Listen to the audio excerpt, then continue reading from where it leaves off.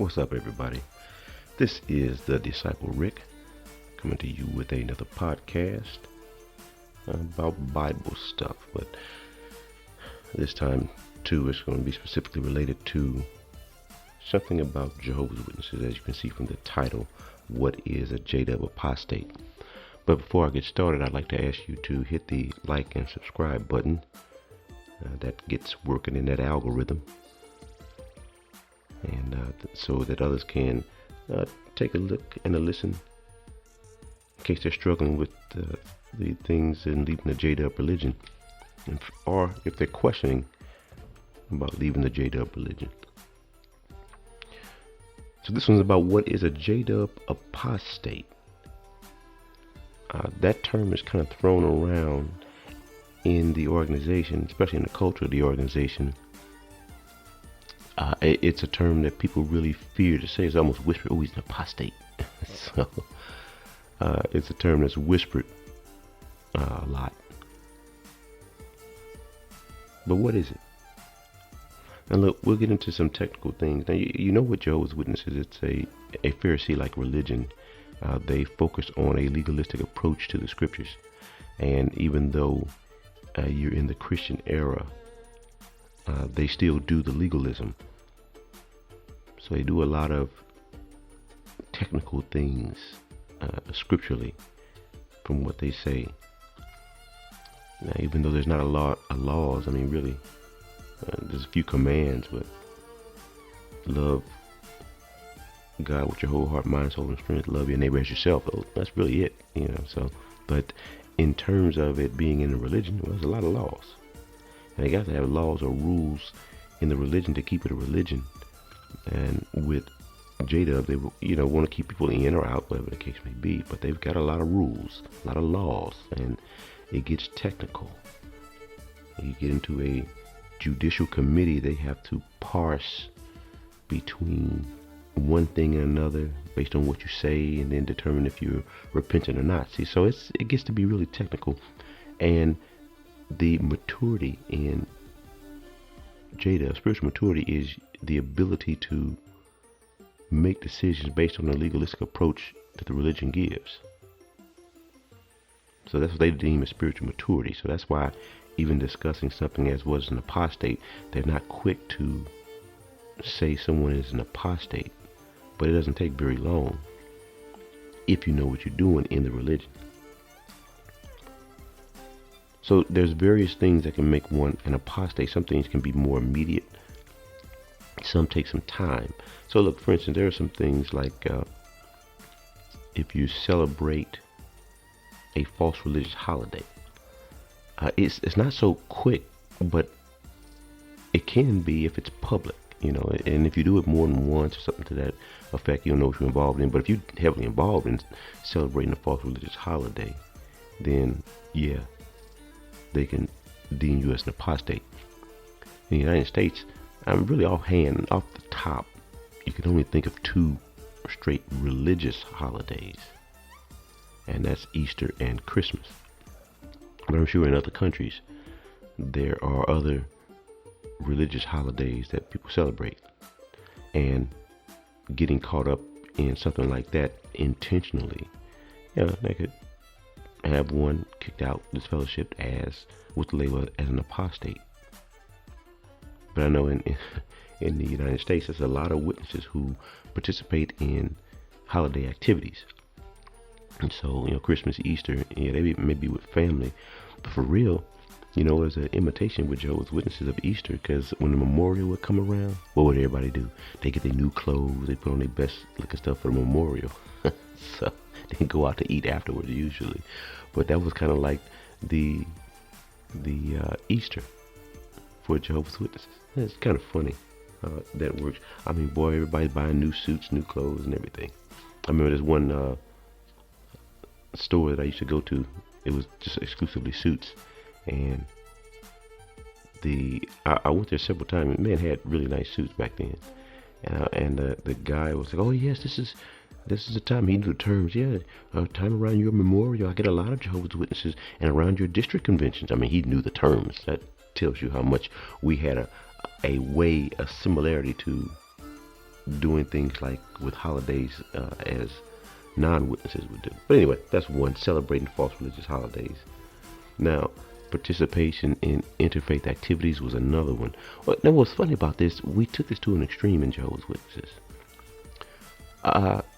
You could not even say amen to a prayer. Let's say a guy, someone who cared about you and was sincere, and they prayed, and you couldn't stop them from praying for you in your behalf. We didn't say amen to the prayer, even if they did it in Jesus' name the whole time. So, yeah, interfaith stuff. I remember once there was a guy who was the presiding overseer of a congregation who did a funeral talk at a funeral home for one of the members of the congregation. And this, did a talk for the mother of a member of the congregation. And he didn't conclude the presentation. He didn't conclude his talk, the memorial service. So right behind him came this preacher. And so the preacher got up there and did everything. Anyway, it was interfaith, but it was so unintentional, but he got removed as presiding overseer that they had at the time, like coordinator now, or whatever they got, presiding overseer. So, they took that stuff kind of seriously. Another one is causing division or promoting sex. In the United States, I don't think there's too much of that particular thing. I know there's been in other countries, there's been a lot of that. People would break away from the religion. Did you know there's still people who follow Russell out there? They stuck with the Bible students teaching from C.T. Russell. They have meetings, conventions, that kind of stuff. They're a small group, but they're still out there. Now, here's a funny one, though. Employment promoting false religion. Now, this one is kind of crazy, all right? I remember dealing specifically with stuff in regards to this. So, it got really, really technical and really, really stupid. So, look, if you were, let's say, a tradesman, a brother who had a trade, plumbing, carpentry, electrical, whatever, and you got a job by a church. They contracted you to do some work. You couldn't take that job. If they offered you a contract, you couldn't take that job because you would be working and promoting false religion. I'll kid you not. That's how crazy it was. You couldn't do it if the military offered you a contract, for your trade to do some work. It's like, this stuff is ridiculous. I mean, it's that technical, splitting hairs on that degree. Let's say, this is a nice contract you needed for your company or just for yourself. Maybe it was just with you and someone offered you a nice contract. You do HVAC. So a church calls you to come and fix or install an HVAC system. And you couldn't do it. I mean, that's just absolutely crazy. That they control your employment. If you're a teacher, let's say you're an English teacher, and you got offered a job by a private religious school, high school, to come teach English. Nope, couldn't do it. Couldn't do it. It's so backwards though, because then you get into stuff like, okay, well, I'm an elderly person, I'm seeking elderly housing. This church built this elderly housing building with apartments. You can move into that. I mean, clearly on the front they call it whatever the name of the church is, but you can move into that place, but you couldn't be employed to work there. Or no, you have to be employed to work at the church, at the elderly housing building, but you couldn't have worked to build it because it was back. Oh, check this out. What about working at a hospital where the hospital has the name of a religion on it, a Christian religion? We have hospitals here in my city that are called Christian hospitals. Now, of course, that's just a name on it, but because they're big businesses, really, but they got the name of a church, of a religion rather, and people work there. But were they promoting false religion by working there? I'm telling you, some of that stuff is just absolutely crazy and just stupid. But to even ask the question, well, can I work there? Or can I do this? You're going to ask a religion if you can get a job. This ain't none of your business, really. But this is how technical it could be. If you're in a struggling economy, you're supposed to... Now remember this. You're in a struggling economy. The religion has nothing for you. They don't feed you. They don't do food pantries. They don't have money to give to you.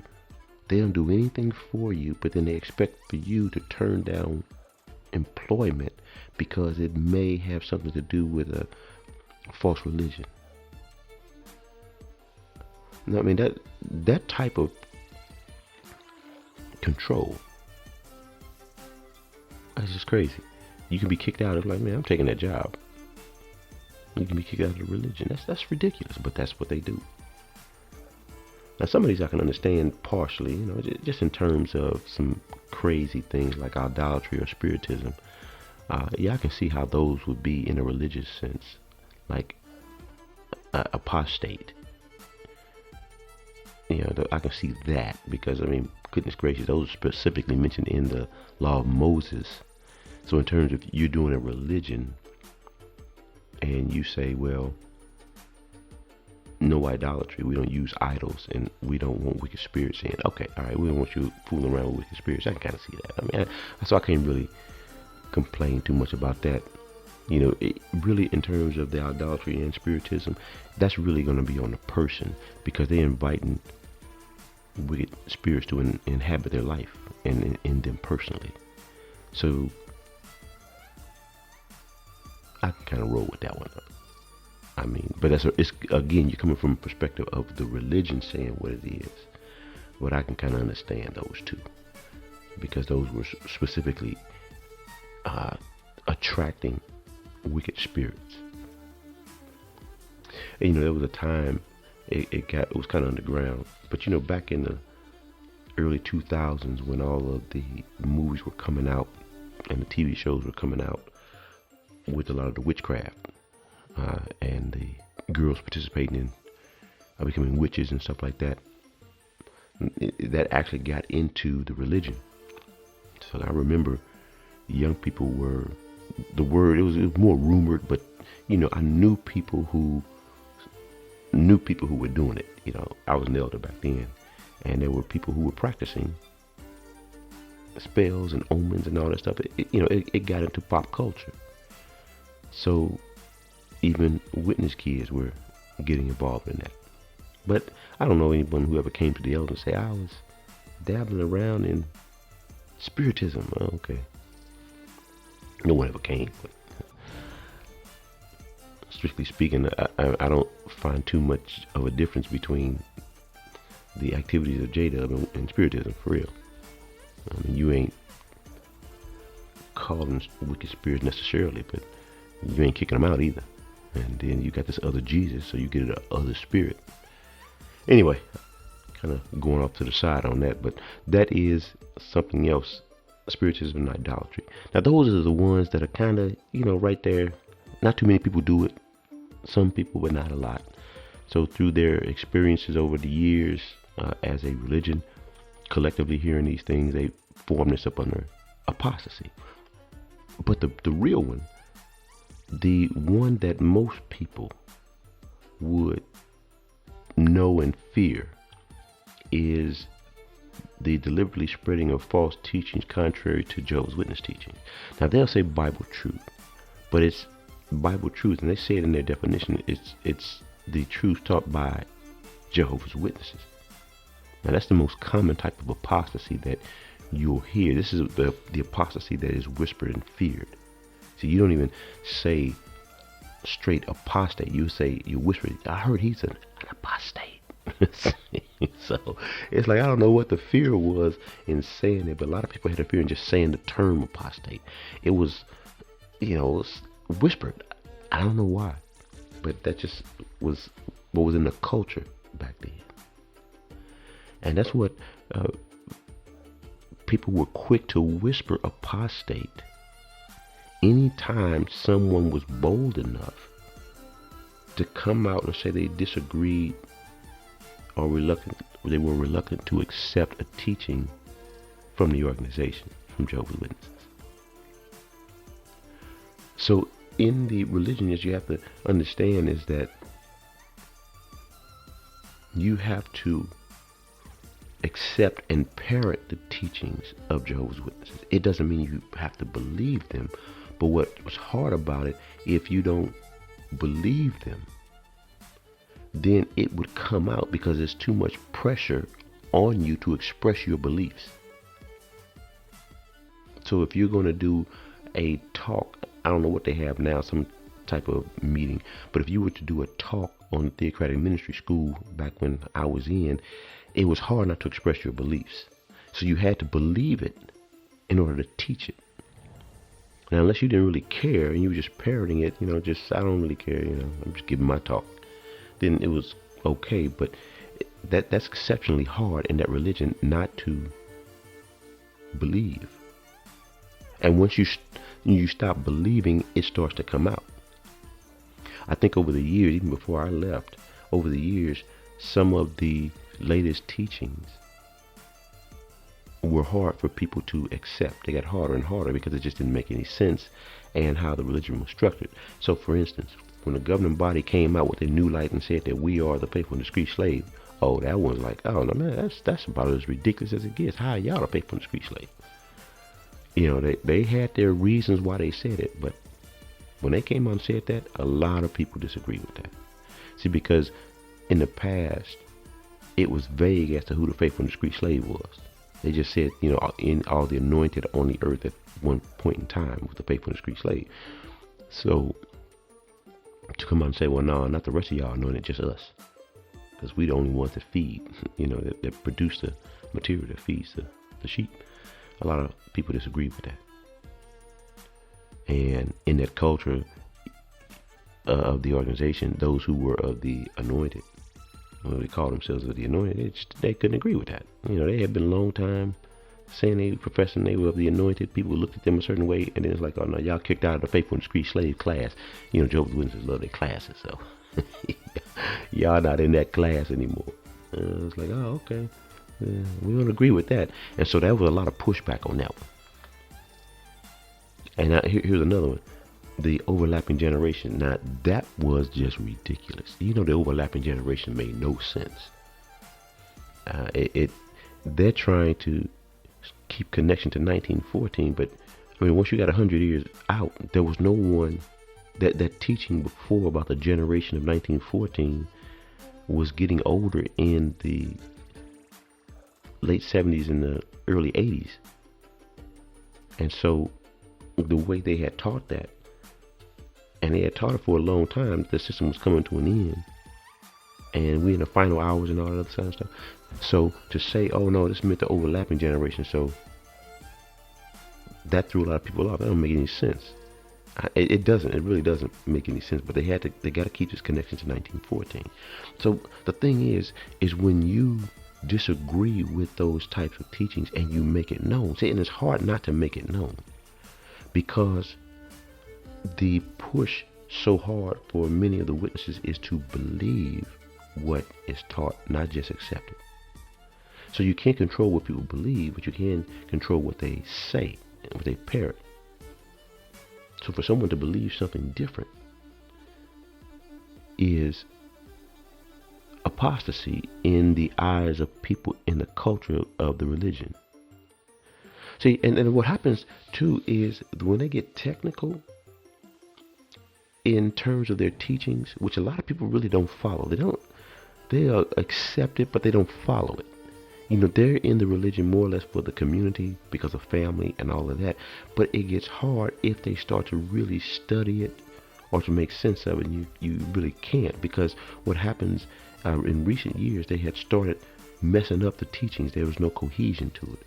So they had, for instance, when they had came out with that type, anti-type stuff, and they said, well, we don't do that anymore. That was, we're going to let the Bible interpret the Bible. We're not going to do the type, anti-type stuff. It's like, well, okay, but, you still maintain type and anti-type teachings. So the whole last days and the Matthew 24 thing, You're saying that's type anti-type because they still use the signs in Matthew 24 to say those are signs of the last days.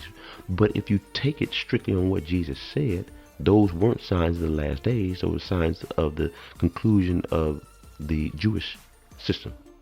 That's what that was. That stuff ended in 70 CE for the most part. But they still use it for today to say, yeah, since 1914, there's the signs of the last days. It's like, no, that don't work. You said you got rid of that. So if you came out and said that, you'd be looked at as an apostate in the culture because you don't agree strictly with the teachings.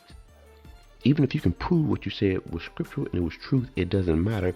You have to believe or accept the truths as taught by Jehovah's Witnesses. So even though they say we don't do the type anti-type stuff anymore, in Matthew 24, the signs of the time of the end, signs of the times as they call it, well, that's still type anti-type. So you got to keep that part of it. So all of their stuff is ridiculous. And to say that you disagree would put you at odds with the people. So, but I will mention this, that if you're at odds, and that is in the culture, you got to do one of two things. If you need to stay in the culture because of family, relationships, that fear is there, you just have to keep that stuff to yourself. But if you can walk, then walk, because there's no way you're going to be able to hold on to your beliefs and not speak of them, because the pressure is too great to speak and say that you believe things as taught by Jehovah's Witnesses. Because what's going to happen, let's say you start reading something and you start to understand some things, and then you don't want to comment anymore because this particular Watchtower lesson is going against what you now believe. Or this, you don't want to give a talk because they're going to have you give a talk and then you can't teach what you know to be the truth. It's going to be hard to keep your mouth shut. Just a lot of stuff in there that you have to just kind of let alone. It was funny because this is right about for the time I was leaving. I was in a foreign language congregation. They have a talk about Galatians, an outline. So I gave the outline just studying the book of Galatians. I didn't study the outline because the outline made no sense once you study the book of Galatians. And I was showing, it's right here. And here was the thing, is that I was actually going back. Jehovah's Witnesses had some of this stuff in their older publications, but it's stuff that they didn't teach anymore. And the reason that they didn't teach it is because it didn't really line up. If you really taught it, it would have told you you don't need to be in a religion because a religion is just going to get you in the way of Christ. So they stopped teaching that because they wanted the religion. It's a religion, so they got to make themselves involved in your life. So some of this stuff was actually from their own publications, but it was long since forgotten. But I found it anyway. And when I gave that talk, it kind of caused a little stir. But I was on my way out anyway, so it didn't really matter. But that's the thing you have to keep in mind when you talk about a JW Apostate, is that it will be hard for you to keep your mouth shut if you know that something is false and you got a different belief, because that religion will pressure you to parrot what they say because there's too many circumstances in what you do. Because they'll come up to you, I didn't hear your comment. The religion's bullshit. I ain't gonna comment anymore. You can't really go out and say that because they, oh my God, he's an apostate. Well, or say, I don't believe this, so I can't get that comment. And even with me serving as an elder, at the time when I was still in there was no way I would ever give a talk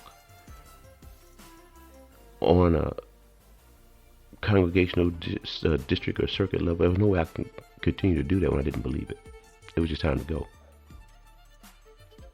So you have to make a decision as to what do you want to do once you stop believing what they teach, or if you want to be involved in the religion.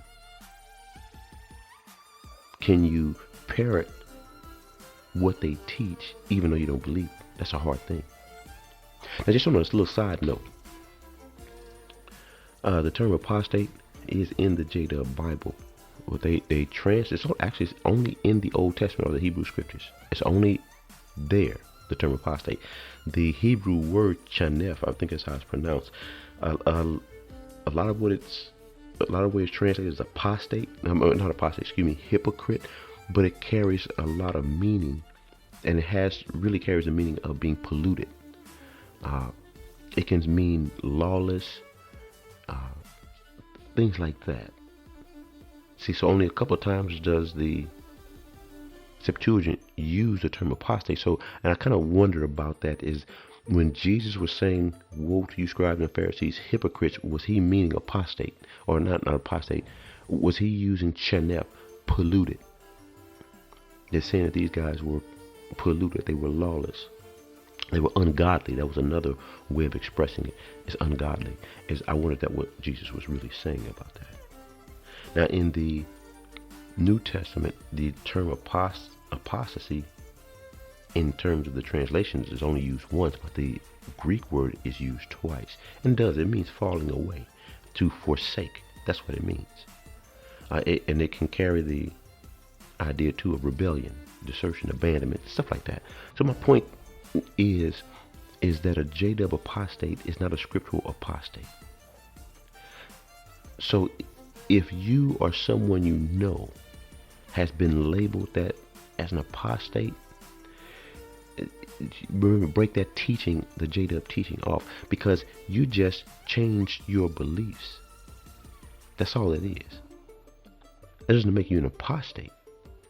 It makes you a JW apostate because you don't believe and you don't parrot what they say. But you're not an apostate on the scriptural term. You haven't forsaken God. You just forsake the religion, but it's just a religion. Well, who cares? Just switch religion if that's what you want to do. There's no big deal. And people who come in from outside of JW and become one, they can do that with ease. They can walk away. I don't believe it anymore. But if you grew up in JW, you know that culture, and to be labeled an apostate is really bad on you and your family. So if you grew up JW and you've been labeled as an apostate, hey, look, I'm going to tell you, you're not an apostate. You just left the religion, just changed your beliefs, and that's fine. You don't believe what they teach, that's fine. You don't have to. There's no rule stating it. Now, there's going to be problems with your family, sure, but in terms of who you are as a person in reference to God, that does not make you someone who God doesn't love. So I just want to throw that out there. I know I took a little bit of time, more time than I intended, but I just want to throw that out there in terms of the JW Apostate. I had some conversations with some folks over that recently.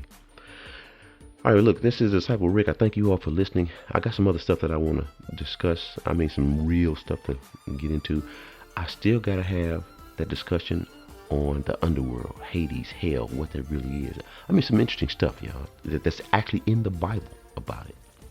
I think next week, though, or next time, I want to, it's one of these that's kind of been on my mind and heart to talk about, and that's that situation with Jesus at Caesarea Philippi right before the Transfiguration, where he told Peter, "Get behind me, Satan."